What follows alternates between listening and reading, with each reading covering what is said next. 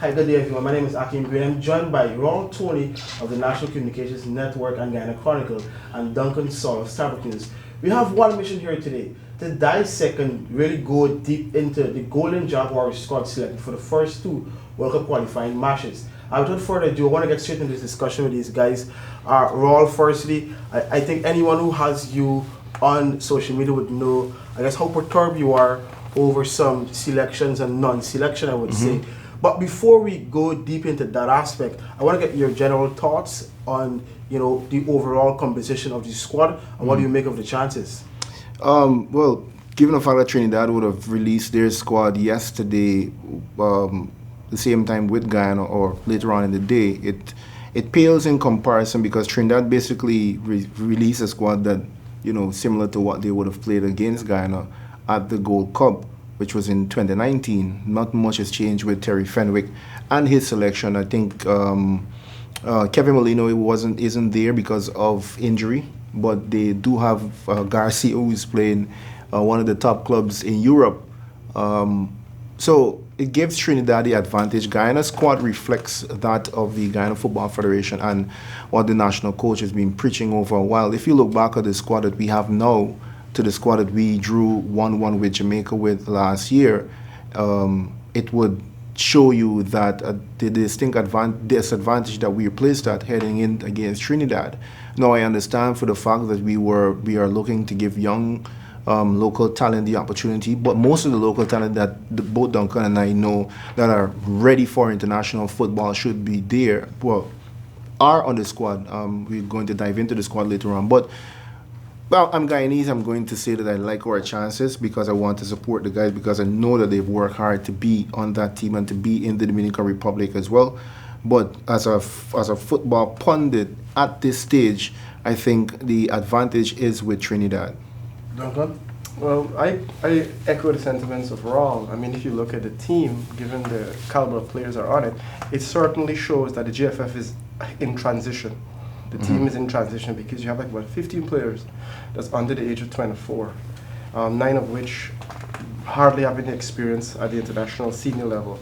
So I think the GFF is at a place where they have to decide whether we want to be competitive or we want to develop players. And the general mantra of international football is you don't develop players playing international football. That occurs at the club level. So it's one of those positions where the GFF is certainly in purgatory and they have to decide what really they're trying to achieve.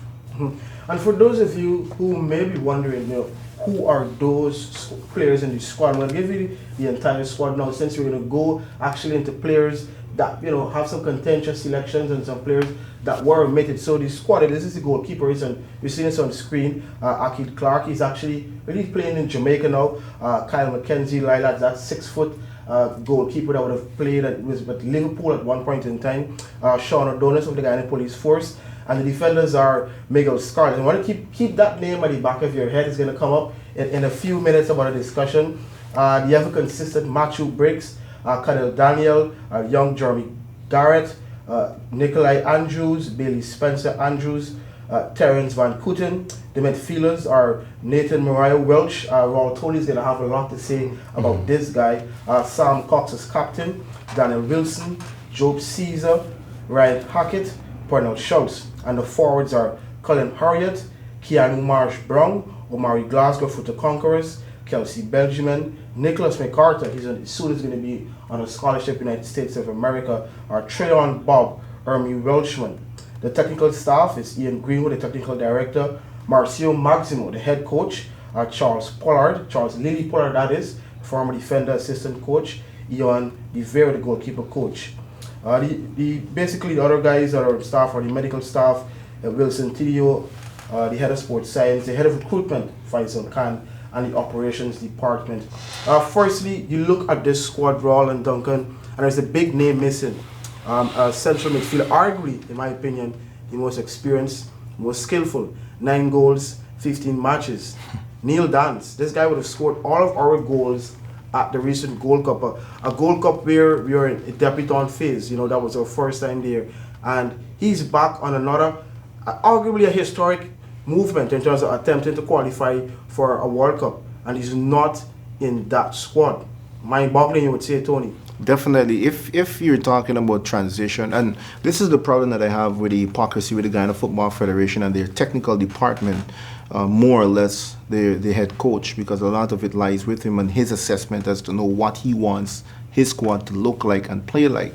Now, the hypocrisy is you're talking about your transition. There's no way that you could transition and giving opportunities to young, because as Duncan would have mentioned, international football isn't the place that you develop talent. It's a place that you give exposure to talent, and there's no way that you could want to put out a team like that and leave out your most experienced player, the player that is two players from Ghana that aren't there, that playing at the highest level than everyone else in this squad. You have Neil Dans and you have Terrell Undan. Terrell Undan wasn't even catered for selection after they would have disrespected him when he played for Ghana. I think Duncan and I would have had the same sentiments on the show you would have done before. So it's a bit of hypocrisy because you didn't select Neil Dans. Even if you don't play him, you can't buy that kind of experience. A player with over 100 caps for Crystal Palace. How many other caps for Blackburn Rovers? In fact, made his debut at the Champions League in the European biggest tournament for that club. And you're looking at players that played umpteen years at Leicester City, a player with close to 2 decades experience. You don't buy that. You can't put a price on that. And having him around at being at 30, he's still playing for a club that is in Champions League contention for next season, because they played in the Champions League this season. Champions League contention for next season and Europa League. Apart from him, it's only Emery Welchman and and Matthew Briggs are playing in clubs who compete at the European's highest tournament. You know, and Duncan, given the point that Tony made about the level of experience that offers, and you also spoke about the amount of young players in the squad. I can remember Christopher Norris commented this, and I did a story about this, about the fact that, you know, apart from, and I'm speaking verbatim, that is, yes, the disrespect that would have been given to Neil Dans by his non-selection, especially the fact he spoke about reaching out to coach Marcio Maximo, etc., you know, calls not being returned, and the excuse given by the GFF was out of age.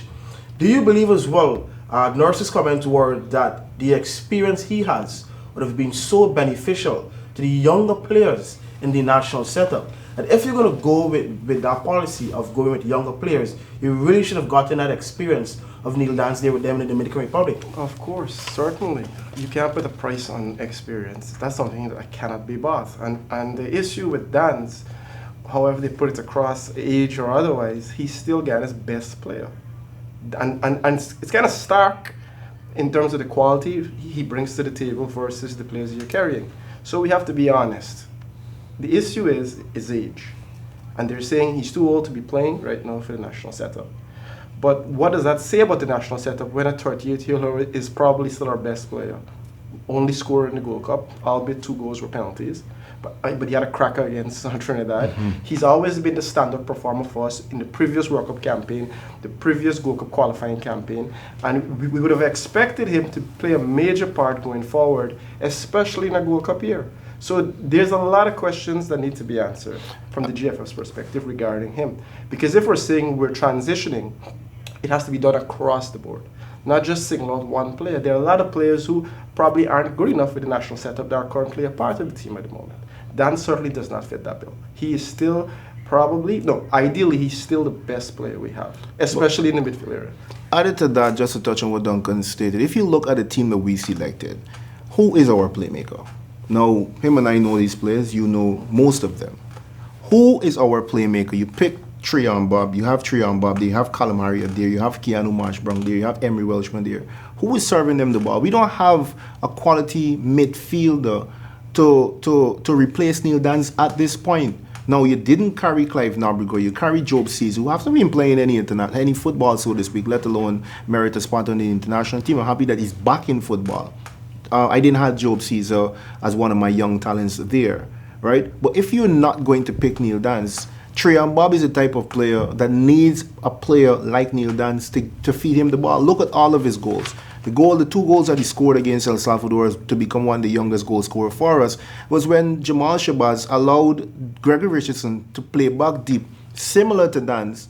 You understand me? Giving him more room to run onto the ball because he's that quick. Look at the first goal he scored for Ghana at Lenora in the Nations League, right? Along with Dans. It was throw a long ball, and that's the type of player that he is. So when you look at how the setup with our team, how are we going to get the ball up to Callum Harriott? Are you going to allow Harriott to play deep when his position is up front because that's where he's scoring goals? Are you going to play Keanu Marsh-Brown out of position again because Keanu Marsh-Brown is really a number 10 that is misused all the time in this national setup? So there's a lot of questions that needs to be answered. And I guess, further cement your point, I could be wrong just with this analysis, but I think I was looking back at some stats, some assists, about out of those 9 goals Ermi Welshman would have scored, I think about 3 or 4 or assists that came from Dante as well. So it shows that even when he's not scoring, he is assistant plays in terms of, 4 of those 9 goals came from assists from Dante. Yeah, so that really shows, again, resonate the quality he is and the impact he brings to this team. But another player that to me personally raised some eyebrows over his non-selection is Curtis Kelman. Because again of the fact that COVID-19 really and the lack of elite league, and that is not a discussion if you don't have time for it today. But the lack of the elite league and COVID-19 to me would have made players like Curtis Kelman, because he's fit, necessary, he's skillful, right? And he understands the game and he has international experience. And he's still playing. And he's still playing, obviously. That he would have been, I would say, automatic pick, but he should have been there given some players that are there. So Curtis Kelman, that is another big shocker, especially the fact that Duncan is hinting towards the fact that you're in a transition phase. You would assume you'd want to start transitioning with your best 2 players. Yeah, because that's what I mentioned. There's so many hypocrisy where the technical department, I think, really needs to explain to persons. Yes, you do owe the nation. This team is representing Guyana. We don't have a right to say who is there or not, but we have a right to ask why somebody isn't there or not. Now, you didn't pick Curtis Kelman, but you're telling me that you were serious about giving your best young local talents a chance. Curtis Kelman is one of your best young local talent. You selected Nikolai Andrews, right, as a defender, but left out your best local defender in Quincy Adams, whereas you didn't carry Neil Dan. So Curtis Kelman would have been a better fit in that midfield because he could play the defensive midfield position. Now, yes, you selected Nathan, right? Nathan Morio. Nathan Morio plays a similar position because he could defend, he could play in that middle third, right? And he could also play in the attacking third as well. So yes, that's a good fit, but you can't not select Curtis Kelman. You are more likely not to use Job Caesar than you are to play Curtis Kelman. And then you select a player from that was at Watford, that was cut from Watford, that haven't played more than 5 to 6 games since 2019 because he was cut from one team, ended up on this Watford youth team, and then was let go by the club as well. So what are you saying to young local talent who are playing collegiate football that, yes, a player who's in an academy that isn't playing as much as you are more better than you, that is playing collegiate football and is a better player too? Come on, man. So that Miguel Scarlett selection, Duncan, that was certainly that was a left field selection. I did not expect that. Obviously, especially on attacks as well. Yes, because many of these players that are entering the fold right now, especially the 3 supposed debutants, they are unattached for the most part, and they're very young as well, just like the local players, and they don't have the type of experience. And it comes back to transitioning and development, and it leaves so many questions unanswered with the Federation. Now, I have never seen Scarlett. There's no footage of him around that at least I can form an opinion on him. I will have to see him play. But when we're talking about leaving players out, and then he makes the fold so easily, it does raises questions. Yeah, it does raise questions. It leaves you in a bad place because Quincy Adams, without a doubt, is the best local defender. He's not there. Curtis Kelman is definitely one of the best central midfield players here, but he's playing collegiate ball, but he isn't given a selection at all. And Job Caesar walks into the team, and I'm glad, as Tony said, Job's back in the game, but I expected that Kelman would have made the team. I can only wish them well. Raul, I guess you're going to be lead here because I think many of us would have been notified of some of these players are from your social media posts. Nathan Mariah Welch and Billy Spencer Andrews, 2 young players. One plays for Watford, one plays for Bournemouth. Give the viewers some more insight about the quality, because obviously they're playing for 2 good teams, in the FA Cup in England. Those are the 2 teams. Those are the 2 players that I believe that yes, they deserve a shot young talent. If you look into the diaspora to breed young talent, yes, those two players. In fact, he captains Bournemouth youth side as well, and he was in contention for Bournemouth top goal for last season. You understand? So he could score goals, and he would have made it for a selection. Might not have played, but he's on the bench. But the club loves him, the team loves him, and he was listed as one of the top future stars for the Premier League. When he progresses, he's just 18 years old. I saw the guy from Watford in FA Cup match, superb defender. But what I'm saying is that you have Matthew Briggs there, and Matthew Briggs, Quincy Adams, and even this young kid from Leicester City, and also with Sam Cox on your right back. I mean, and you also have you also have Cadell Daniels. Now that's a solid defensive lineup for me. That's the same defensive lineup that played against Trinidad and Tobago, with the exception of Quincy Adams and the youngster from Watford, from the Premier League. So they are quality players that deserve to be there. In fact, what I like about the young kid from Bournemouth FC is that he reached out to me. He's like, yo, I saw you did an interview with Briggs. I'm Guyanese. I want to play for Guyana. And I reached out to Faisal or whatever the case might be. And I'm happy to see him in the squad. And he's happy to play for Guyana as well because his father and whatever the case might, and so forth. So good young player, expect to be around for quite some time for Guyana. I think Guyana should be proud and excited to see these two youngsters especially in the team. The other youngsters, Scarlett, I don't know. I trust, however, just for viewership's sake, is that I trust Faisal's judgment. Remember, Faisal is the recruiter. No, he goes out to look for players based on what the coach wants. And maybe that's what the coach wants based on what he found. Duncan, right now, Trinidad and Tobago would have named their squad yesterday. The thing about it, I want to just go back to this name of the squad. The Golden Jaguars would have left, I think, around 11 hours. Be mistaken by a couple of minutes or so. Yes, at Ogle. They're in Dominican Republic at this point in time. On the initial point about Trinidad and the amount of turmoil they're in off the field, and then COVID. But Trinidad as well would have gotten some friendly matches. Mm-hmm. So I guess that really puts them ahead of us. But you believe in any way the off-field distractions, COVID, and generally players not being able to do as they would like, does that negate the general favorite tag that the Soko Warriors would head into these matches against the Golden Jacks? No, I don't think so, because COVID is a universal situation. It's not basically distinct to Guyana. No, Trinidad will always start as a favorite against Guyana. It's just a historical thing.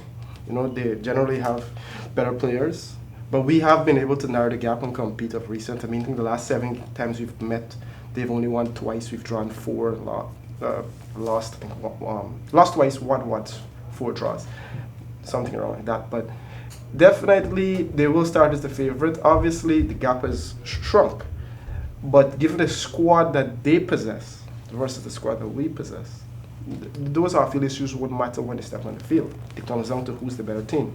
And based on the caliber players that they have, I do believe that they are the favorite.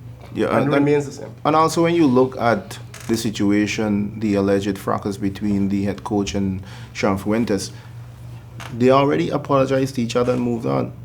And they went back to the business of the national team. And Sean Fuentes signed the statement, actually. Exactly.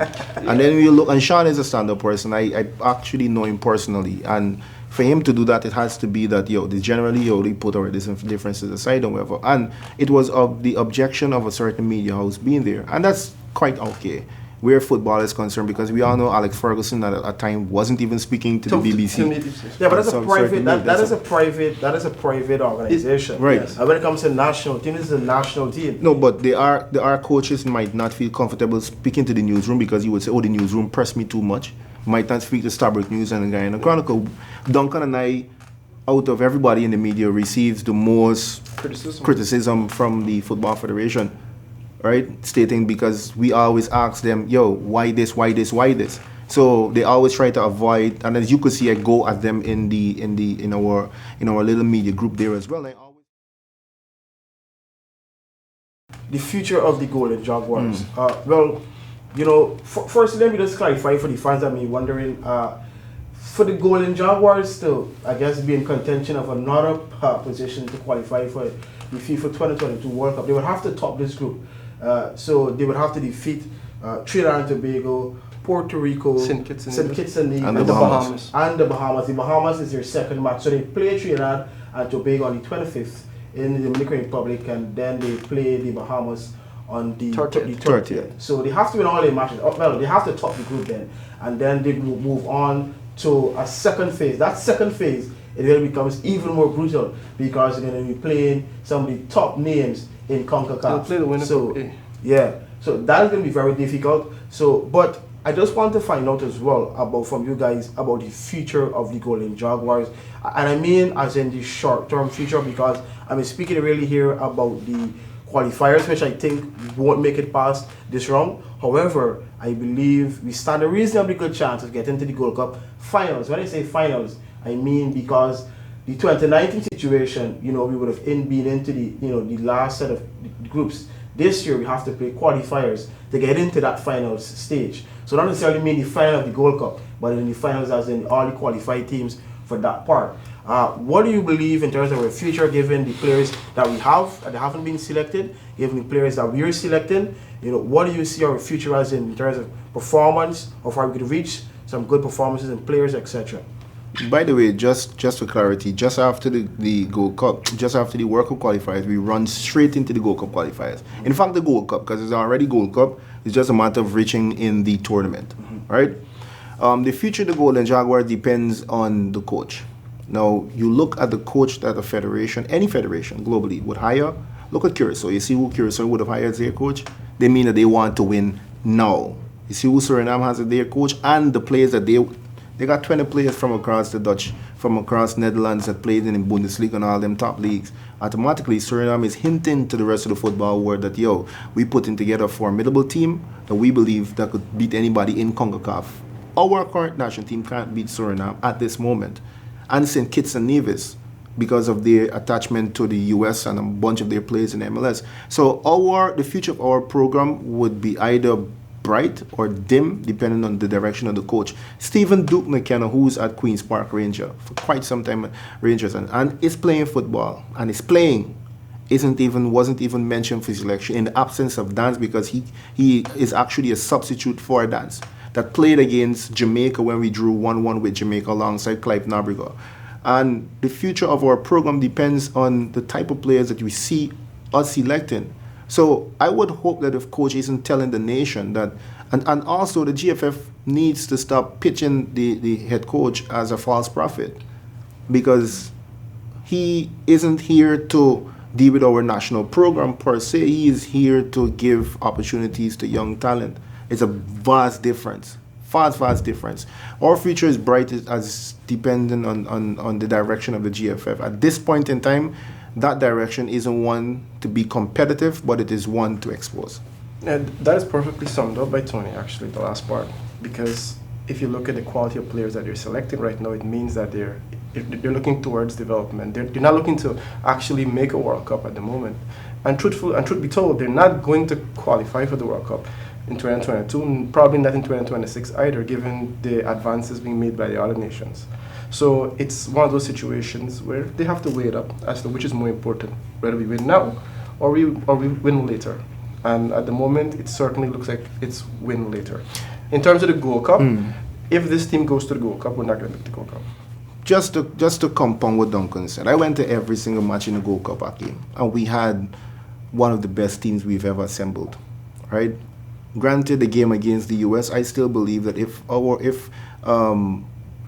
last coach had put out, Michael Johnson had put out the best team that he had from those players, we would not have lost 4-0, and we probably would have been a bit more competitive against the US. Look at the games that we played when we settled in to play football against Panama and against Trinidad and Tobago. We could have won the game against Panama, which was fresh off of a World Cup actually. Right? We could have beaten Panama if the referee didn't demoralize us. And the game against Trinidad, we should have won that game as well. We aren't progressing. We are drifting back a bit. When you look at the other nations, everyone else is stocking up. In international football, the amount of money that people are investing, they're going for their best players their best players. Look at Jamaica. Jamaica just added 10 players from across England, from the English Premier League and the other top leagues in England to their roster as well, including one of the top scorers in the Premier League. You understand? And line that up with Leon Bailey and Mariap and those guys. I mean, look at it. We ain't beating Jamaica for just now. I just want to add, well, I didn't intentionally want to talk about this, but since you brought it up, because I look at some of the comments in some of these groups, and I want you guys to be brief as possible on this though. You speak about having your best players. I as well fully concur. However, the big debate always arises is on how do you balance selecting your best, which often doesn't always mean your best comes from the overseas leagues. True. But the problem is at this point in time, that is the natural order because there is no elite league. So there's no football. Well, there's no football in Guyana, so naturally your best would generally come from overseas. But how do you balance it? Because you don't want to be telling youths in Guyana train and hopefully you're going to make the national team, and they're doing all of this, and at the end of the day, when the selection comes around, they're not seeing their names. So in your opinion, brief as possible, how would you balance that? Balance that by first educating persons, changing the mind and concept of our youths that people are in the diaspora is just as eligible and entitled to represent this country just as you are. Not because a man born in England doesn't mean that he ain't got the right to play for Guyana just like you, because his father, his mother, his grandfather is from Guyana, and representing their honor is an important thing as well too. So you have to look at it that way. So first, encouraging our players to understand that this is no local and overseas. Everyone is Guyanese, because when you go and play FIFA, the minute somebody show the hand to say they want to play Jamaica, Guyana, wherever, you must check FIFA. Everyone's nationality changes to that of the country they represent, not the country that they live. That's how you're determining that's how your nationality is determined in football. The country that you represent. So that won't change. The debate of both local and overseas won't change, because our mindset and our culture in Guyana isn't one that is accepting that somebody overseas is just as entitled as you are, as they are here in Guyana, to represent any national team, not just football. It's a tricky situation. It's a balancing act. It's kind of like the Ronaldo, Messi debate. It'll persist forever. But the truth is, given the current situation with the COVID-19 situation, it would have been better if we went with a team that's a little bit stronger, a little bit more overseas, because football is not being played. And we have to look at balance in the perspective that whilst development is important, players should only make the team based on merit. So the balance has to be on merit. It can't simply be, okay, we want to put 9 local players on the team, but are they good enough? Can they contribute? What can they bring to the program? And that is a situation we might actually see unfold during this World Cup qualifiers, because we're playing 2 games within 5 days of one another. So what can these players bring to the team? And that is where the argument will come forth. Predictions for the first match against Trinidad? Trinidad by 1. Tight to call, because football is what happened on the day. But at the moment, advantage Trinidad. I ain't gonna predict the score, but advantage Trinidad. I can't predict the actual score line, but I think Trinidad by 1. I think Ghana will win the second. Let's bet with certainty left me to the prediction score. Right? But for me, I think the game is gonna draw. I'm going draw. Certainly think it's gonna draw. But thanks again to Raul Tony of NCN and Guyana Chronicle and Duncan Saul of the Star News for engaging me in a bit lengthy discussion, you would say, but worthy discussion about the issues surrounding the Golden Jaguars squad for the first 2 CONCACAF World Cup qualification matches. The first one is against Trinidad and Tobago, the Soca Warriors, as many would say, on the 25th of this month, and then the 30th, they played the Bahamas. The Golden Jaguars squad was departed Ghana yesterday. They're already in the Dominican Republic, based on some images I'm seeing on social media. They're settling well, and they should be having a long encampment as they play that first match on the 25th of March. For the newsroom, I'm Akin Green.